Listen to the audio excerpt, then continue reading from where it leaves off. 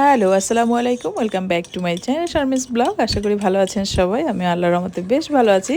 তো সন্ধ্যাবেলা কি নাস্তা বানাবো এটা নিয়ে কিন্তু প্রতিদিন একটা টেনশন থাকে। আসলে বাইরে থেকে খাবার না আনলে প্রতিদিন ঘরে কি বানাবো এটা নিয়ে কিন্তু আসলে আমাদের মায়েদের চিন্তার কোনো শেষ নেই। আসলে হেলদি খাবার আবার মজাদার খাবার। আমার বাচ্চারা কিন্তু মিষ্টি খাবার খেতে একদমই পছন্দ করে না। আসলে আমাদের ছোটোবেলার সময়টা অনেক ভালো ছিল। আমরা অনেক সাদামাটা খাবার, হালকা ফুলকা খাবার দিয়ে সন্ধ্যার নাস্তা করতাম।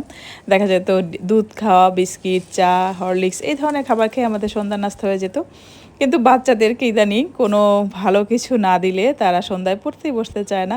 এটা আমার বাসার কাহিনী, আসলে সবার বাসার কাহিনী কিনা আমি জানি না। তো প্রতিদিন ওদের মনের মতো নাস্তা বানানোটা আমার কাছে একটা হ্যাসেল মনে হয়।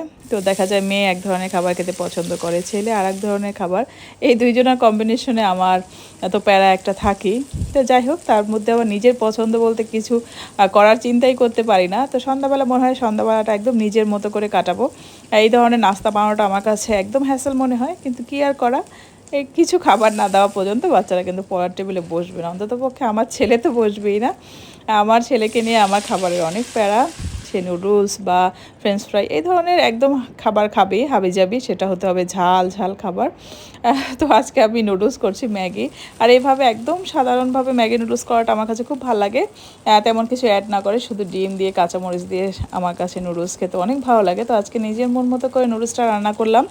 আর ম্যাগি একদম মশলা, ওটা খেতে একদমই ভালো লাগে না।